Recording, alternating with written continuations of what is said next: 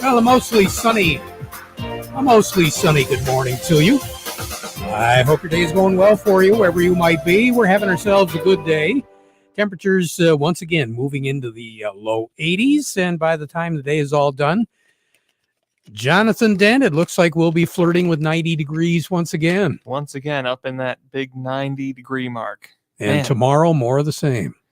When are we getting out of this? Sunday. Sunday? Well, out of the 90s. Out of the 90s. We'll probably be about 86, 87 on Sunday. Well, And then next week, things will get a little bit more back to normal. let's hope so. Low to mid 80s, actually a chance of rain more than one day next week. So it'll be interesting. Of course, it's fair season. Yeah. And everybody knows. Everybody's outside. When the amusement rides kick in and everything else, it's going to rain. So maybe we can keep it to night times. But for the most part, we really do need the rains. Matter of fact, before we were on the air, I was just going through some of the counties. We have counties that we're in that are in a moderate drought condition right now. Yep. And it's pretty indicative of where the moisture has been falling, because it's not statewide. It's not necessarily half, 2/3 of the state that's in that condition. It's just a pocket. We're talking Huron, Tuscola, Sand Lac, Northern Lapeer, Saginaw, Gratiot, Bay, Gladwin, Aranac, and Northern Shiawassee are in a moderate drought situation, and all the other counties around it looking at just dry conditions. Statewide, we're still looking at subsoil moisture and topsoil moisture. At least 50% is rated below to much below as far as precipitation is right now for those. But I think we're going to see a little bit of an improvement. Right now, taking a look at the radar, we are seeing some shower activity that will be moving into the northwest corner of the lower peninsula. Some of it has embedded thunderstorms, but right now that's not going to be a part of our weather. What are we looking at right now outside, John? Well, right now, looking outside over at the airport, they're at a nice, cool 80 degrees. Over in Midland, they're at 82. And here at Radio Center, we are also at 82, getting up there. Looks like downtown Bay City just a tad warmer. They're telling me they're at 83 right now. We've got that light west wind. We'll be picking that wind up just a little bit more as we go into the afternoon. And that wind has been a plus and it's been a minus to us. A plus in that it's making it a little more palatable to be working outside. But the minus is it's really drawing whatever moisture the plants have, drawing it right up through the roots and through the top of the plant. So we are beginning to see some stress on some of the crops out there, but Saturday night and early Sunday morning, we're going to have a real good chance of seeing some showers and some thunderstorm activity. And as we mentioned yesterday, there is that possibility, John, that we could be looking at some severe weather. That would be after midnight up until about 6 o'clock on Sunday morning. So usually when the storms move through that time of the evening, it takes a lot of the severity out of them. But every once in a while, there will be a chance of seeing some real strong thunderstorms. And I think this is one of them between midnight and 6, 7 o'clock on Sunday morning. Because our temperatures, well, we're looking for a high today of 92, a low tonight of 70. Pretty much uneventful for us here in the Great Lakes Bay region. Tomorrow, sunshine for the most part, 91 for a high as we go through the day tomorrow. Precipitation will be moving into the southwest corner of the lower peninsula and also in northern Indiana and Ohio and Illinois as we go through the day tomorrow. But then tomorrow night, that's when the shower activity will be approaching and moving in. 74 is all the cooler we're going to get on Saturday night and Sunday morning. So that's why my thought is we could see a little bit better chance of some severe weather. Now, Sunday will start off cloudy, but as we go through the day, we're going to see some sun. 88 is what I'm looking for a high on Sunday, but Sunday night will drop down to 65. So in a nutshell, that's what things are looking like. Well, we kind of get what we ask for, don't we? With yesterday talking about how we didn't have much in the way of organized weather systems coming through, and now we've got a good chance of some storms coming through over the weekend. Yep, it sure looks that way. And I think for the most part, we're going to see a little bit more organization as we go through the work week next week. So that's why I'm looking at average, maybe slightly above average next week when it comes to the moisture. As far as temperatures, above average, and that'll continue all the way through the 4th of August. More on the weather as we go through the broadcast. Gary Kaufman standing by. We'll be talking to him in just a moment. It looks as though it's another volatile day in Chicago. Oh, boy. Gary will give us the details on that. A whole lot more coming up, but first, we want to remind you the weather forecast brought to you by the folks at Nutrien Ag Solutions. Nutrien Ag Solutions has the local expertise to recommend the corn, soybean, and other seed products that are the best fit for your field. Plus, unparalleled agronomic support with products and services to unlock yield potential and improve crop performance from planting to harvest. Ask about our financing options to help you get more from every acre and lead the field. Visit your local Nutrien Ag Solutions branch or go to nutrienagsolutions.com.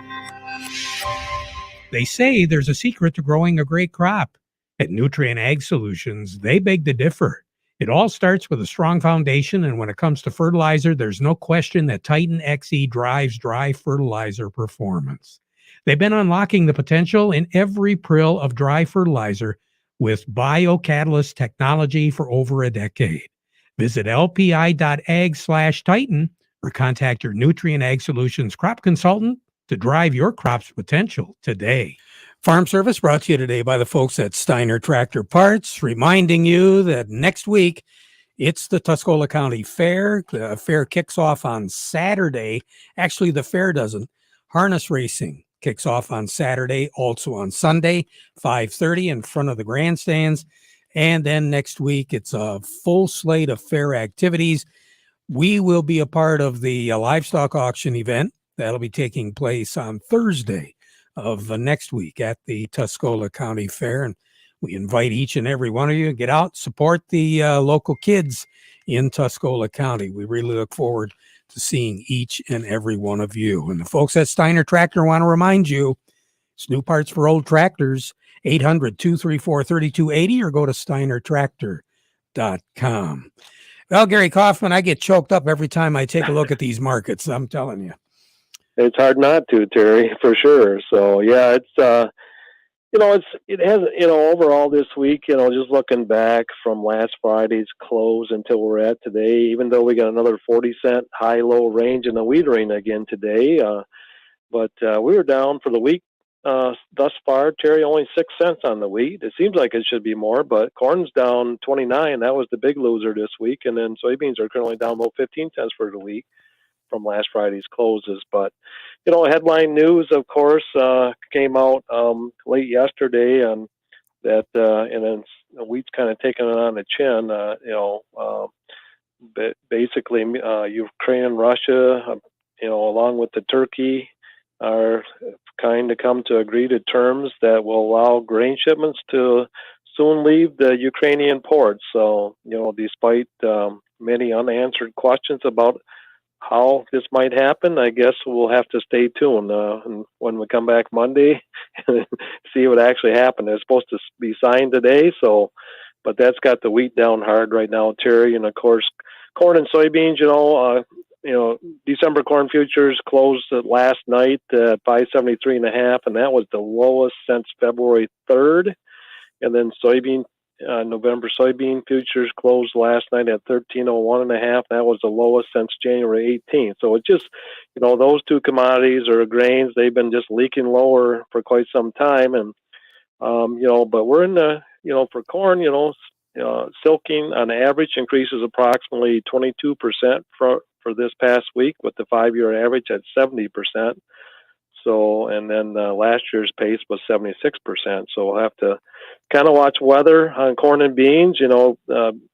Beans are setting pods, pretty much on average for this last week, it increases about 15%, but with the 5-year average, about 34%.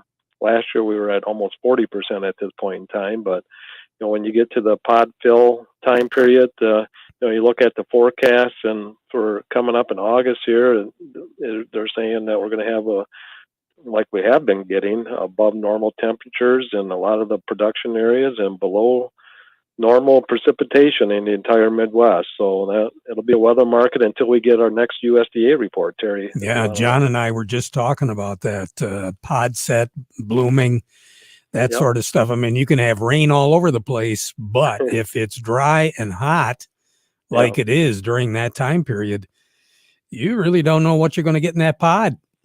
Well, you look at some of the even the dry bean fields around our backyards. You look at the bottom of those stands. I mean, they're getting a little brownish looking. So yeah, it's looking tough right now. So on the board, what have you got, Gary?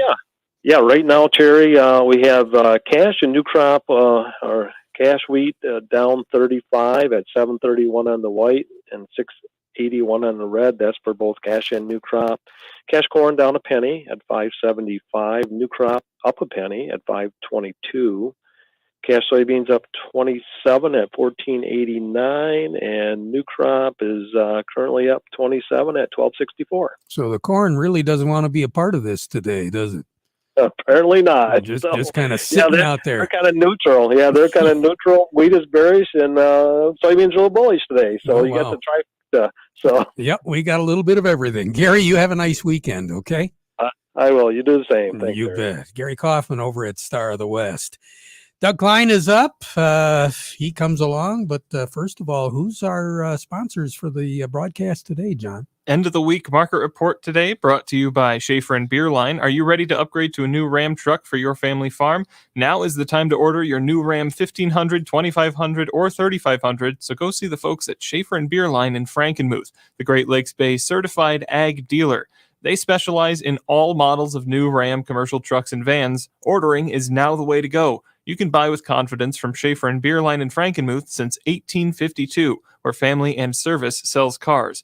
Also by the folks at Thumb Bank, serving agriculture for over 125 years. 2 locations in Bay City, also Cass City, Caseville, Pigeon, and Bad Axe. Thumb Bank, where relationships are built on trust. Now let's head over to Oppenheimer and talk to Doug Klein. Maybe some good news today to end out the week here. We'll take it, Doug. We'll take it. Here's the good news. It's over. Oh, my God. Thank God it's over. I don't know. Crude oil's up about $1 today. It just seems to be the billionaires going back and forth on, who's got the final say on the last trade. Yeah, like I say, it seems to be awful manipulated. But anyway, the precious metals, they're a little bit stronger today. The dollar's a little bit weaker today. Russia dropped interest rates by 1.5%. Not that affects us much. They're a small economy, but it's kind of interesting that it would help they're trying to help their exports to countries that'll accept their exports. So whatever, they're making a play on that, and we of course are going to raise interest rates on Tuesday by 0.75%. So we'll see how the market reacts to that. Meanwhile, here's your numbers. The September corn is 5.74 3/4, down a penny. December corn 5.73 3/4, up 1/4 penny. And let's see, September of 23 corn is 5.61. That's unchanged. August soybeans 14.38.5, up 20 cents. November soybeans 13.26.5, up 25 cents. And November of 23 soybeans 12.48 1/4, up 23 3/4. The September wheat is 7.70 3/4, down 35.5. December wheat is 7.89, down 32 3/4. And July of 23 wheat is 8.04 1/4, down 24.5. Crude oil 97.40, up $1.05. Heating oil 3.53.58. That's up 1 1/4 cents. Gasoline is 3.23. That's up 8 cents. Natural gas 8.15. That's up 32 1/4 cents. Over to currencies, Canadian dollar. The U.S. dollar gets you 128.65 at the border. That's up or down 2 ticks. The yen, the U.S. dollar gets you 136.19. yen, that's down 118 ticks. The euro is at 102.15, that's down 13 ticks. The dollar's at 106.48, down 42 ticks. Gold is at 1728.10, up 14.70 an ounce. Silver's at 1868, down 3.5 cents. Platinum's at 868.40, that's up $9.70. Take a break, Doug. Oh yeah, for sure. Yeah. Talk to you on Monday, all right? Okay. Doug Klein over at Oppenheimer. Along with me right now, Kim Weiss over at Lingle Equipment. Kim, I understand you got some exciting news. Hey, yeah, Terry, and good morning, Jonathan. You wouldn't believe what happened. The Kubota truck came, and he brought me some stuff. It's exciting. A Kubota RTV XG850, the fast-moving gas machine. We got one of them in. It's got a spray and bed liner, nice machine, 40-plus miles an hour. Come on in and see it. He also brought us a BX23 tractor loader backhoe. It's got a nice 16-inch bucket on the back. It's able to put a mower deck on or front snow equipment, but it is a tractor loader backhoe. You can take the backhoe off, you can take the loader off. And he also brought us an L3302 HST compact utility tractor, the 50th anniversary. This year is Kubota's 50th anniversary of Kubota tractors in America. So they got some tractors that they're putting out and some utility vehicles that they're putting out with special decals, special painting, and a lot of different features on them. I can't encourage you. Come on in and see them. We can show them to you. We're right alongside I-75 to south of Zilwaukee Bridge. Our address is 3001 Sawyer Drive. Come on in and see it, or give me a call and we'll schedule something to bring something out to show you at 989-754-7801, or drop me an email at k.weiss@lingle1.com. Fantastic. Kim, you have a great weekend, okay? Yeah, you too, Terry. If you get a chance, stop in here next week. I'd like to talk to you and show you a few things. Yeah. And we'll go from there. Have a good weekend. Try and stay cool, and most importantly, drink water. It's good for you. You bet. Kim Weiss over at Lingle Equipment. Quick break, and then Chuck Lipstrew with the Michigan Agribusiness Association. You ever think about how the best stuff always comes last? Like dessert, and championships, and weekends. Why do we have to wait so long for the things we love? Is this a conspiracy? At least farmers who use Sharpen herbicide as a harvest aid can skip to the best part of their season. The fastest dry down and desiccation means they get to a smooth harvest sooner. BASF, we create chemistry. Always read and follow label directions. Along with us, Chuck Lipstrew with the Michigan Agribusiness Association. Chuck, you've been a busy guy all week. It's an exciting week around here. We had our MABA leadership group. These are rising stars among our member companies over in Detroit for the first time ever. And had a chance to meet with several of our partners down here in Southeast Michigan and members of the association, DTE Energy, Warner Norcross, and Judd. We had a chance to sit down with the Consulate General of Canada in Detroit and saw our friends at Eastern Market down here in Detroit, also an MABA member, Terry. So we've had a lot of fun, and we've had a chance to broaden our horizons a little bit this week. Yeah, rubbing a few elbows with some pretty good folks. The way we advance our issues is by having everybody at the table and on the same page. And it's one of the things we work hard to do here at the association. So we're trying to make sure that when we try to advance agricultural issues, we've got as big of a coalition as possible that benefits all of agriculture. And especially with this year being the election year, the more people you can talk to, the better ag is going to be.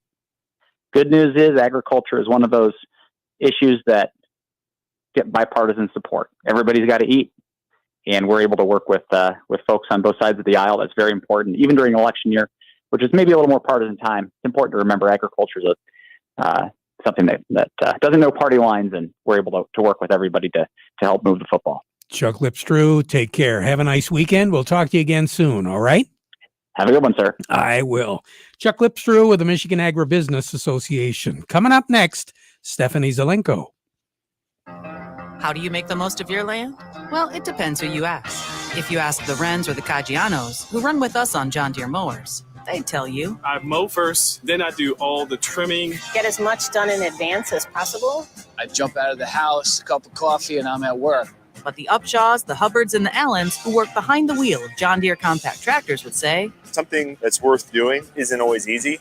If it's something you want, just go after it and try it. And most of all, I'll make the earth take the shape that I want it to take. Then there's the Nelsons and the Mosers, who may mention from the seat of their Gator UTVs. It's important to just take it one day at a time. You can't be all working up, right? The most fun we have on the Gator is just ripping around the property. It's a way of life. There are millions of ways to make the most of your land.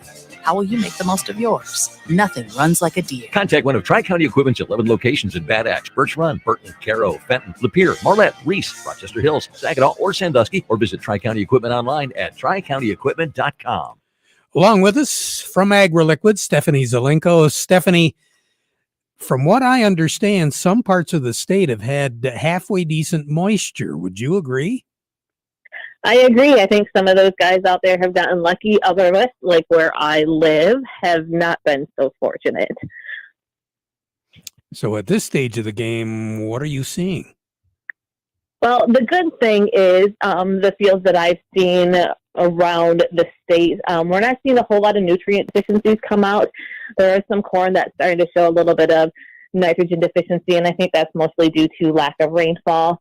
But soybeans, really not seeing potassium or manganese like I normally do this time of year.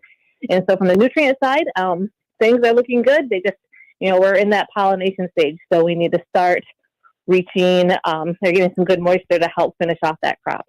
That's been the topic of conversation so far today, Stephanie, has been the pollination period, the pod fill, blossoming. Boy, we really would like to have a little bit more rain during that period of time. Absolutely. Now is when we're kind of starting to determine, what that final crop yield is going to be. So an inch or even a little bit more in some areas of rain over the next week would be very beneficial. How are we doing as far as weed control goes, Stephanie? Well, that's the plus side that kind of comes with lack of rain is the weeds don't tend to grow quite as fast. And I've seen a lot of guys out with sprayers now that things are starting to canopy. I think they've made those final post applications. And most fields I see are looking pretty clean. You take care. Have a nice weekend. Thanks. You too. You bet. Stephanie Zelenko with AgriLiquid. Now over to Chuck Cervinski we go. Chuck, we've been talking about dry conditions all the way through. And I think you want to get in the pew on that as well. Definitely. We're, middle of July. It's a key month when it comes to maintaining what we planted earlier in the year, and watering is so important as plants are stressing real easily right now, and they're developing roots to help them get through those fall and winter months. So moisture is really key right now, and there's been no rain, so watering manually is what you're going to have to do, and newly planted trees and shrubs need at least an inch of water a week. So the rain is just not doing it right now, and so you're going to need a garden hose and get out there, and don't be afraid to soak them by hand. And also a layer of mulch has been real effective to keep the moisture in. Annual flowers are getting weary. Don't despair. They're still growing, but they don't look their best. Get out there and deadhead them, trim them back for their final run of summer, and add a little fertilizer. It never hurts. A little Osmocote, Dairy Dew, Healthy Garden also works on flowers. All right. Good advice. Chuck, you have a good weekend. You too. And we got our fingers crossed for a thunderstorm on Saturday night, okay? Let's hope we get it. Okay. I guess. Chuck Cervinski at Maple Hill Nursery. Lots of activities, as we mentioned, coming up. Oh, yeah, we want to mention real quick, John, the fruit pie competition. Yeah. Get those recipes into us because the deadline is going to be next Thursday. All right. Less than a week. Yep. So mark it down on the calendar, ladies, guys, and get us those recipes. You could win some cash money. We'll be back at 12:30 with an update. Now we conclude our program with the playing of our national anthem.